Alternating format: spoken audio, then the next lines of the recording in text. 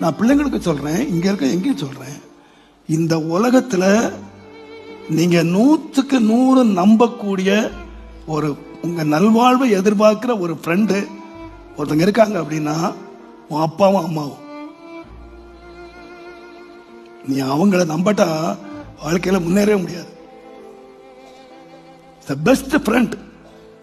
உன் வாழ்க்கையை கெடுக்காம உன் வாழ்க்கையை நல்ல முறையா நீ அமைக்கணும் அப்படின்னு தியாகம் பண்ணி பாடுபட்டு உழைக்கிற ஒரே ஒரு ஜீவன் உண்டானா அது உன் தகப்பனும் உன் தாய்.